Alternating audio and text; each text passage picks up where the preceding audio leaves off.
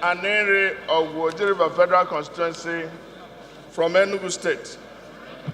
Mr. Speaker, if we are seriously paying this Parliament, our colleagues will simply sit down and listen.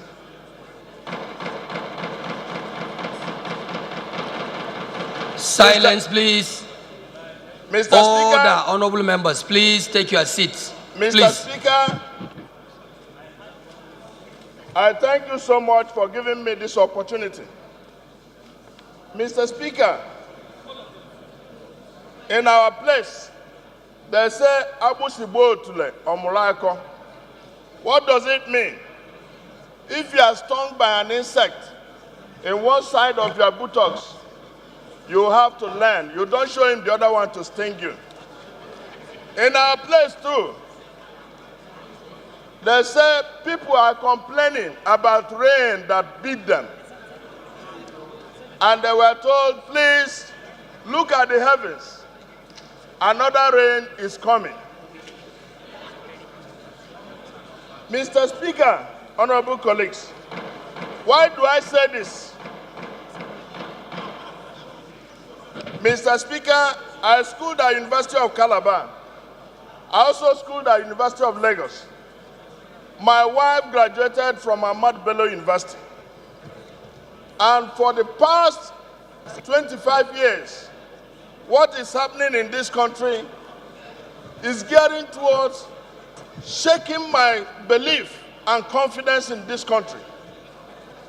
But Mr. Speaker, my belief is that they will not succeed. I'm supremely confident that we shall come. But this can only happen if we produce and introduce some civility in our country. Mr. Speaker, in 1963,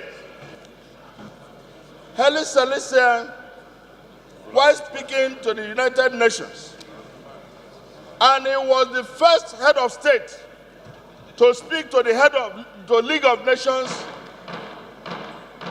He was the first head of state to speak to the League of Nations and the United Nations. And he said, throughout history, it has been the inaction of those who could have acted, the indifference of those who should have known better, the silence of the voice of justice when it mattered most, that has made it possible for evil to triumph. Mr. Speaker, whether it is in the Northeast, whether it is in Birnin-Gwari, whether it is in Plateau State, whether it is in Benue State, whether it is in Kaduna, southern Kaduna, there is no blood that is of a different color. They are all red. And what a responsible parliament and a responsible government must do is to make sure that whatever gives the impetus for these Nigerian bloods to be shed must be stopped. It has no color, Mr. Speaker. And unfortunately, we continue to look and see these things happen every day. Mr. Speaker, honorable colleagues,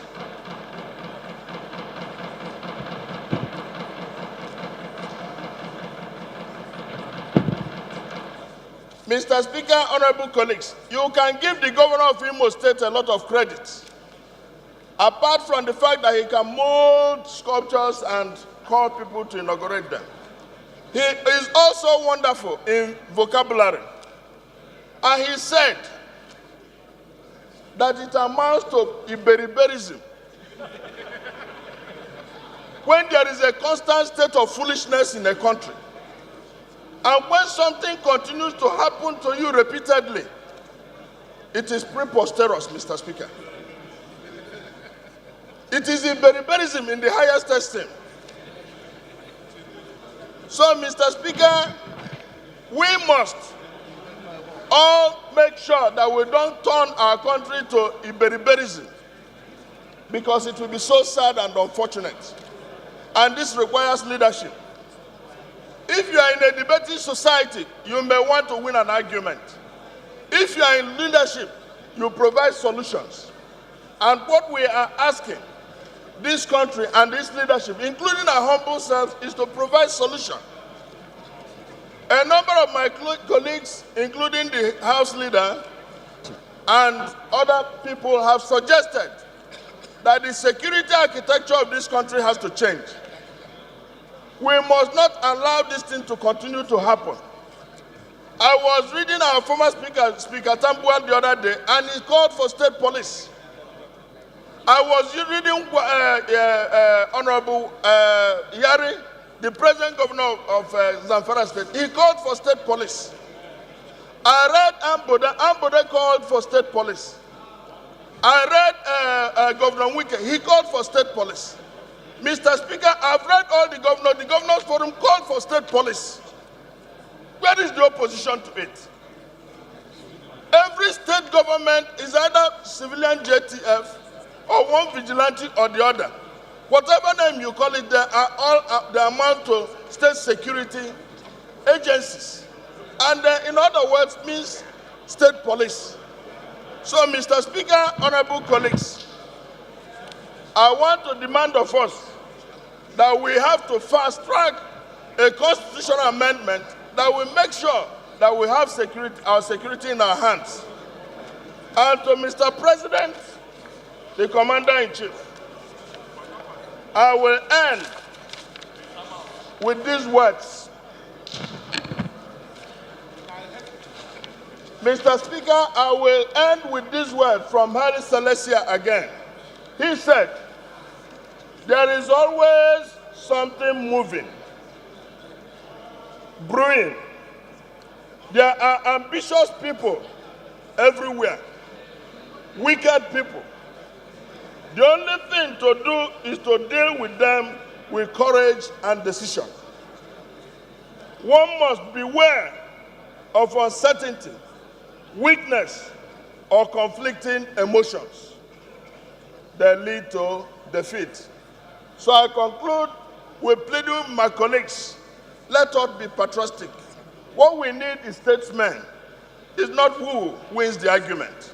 Let us provide solution for our nation. Let us produce solution for our citizens. It is only when that is done that we can earn our living and justify our presence here. Thank you very much.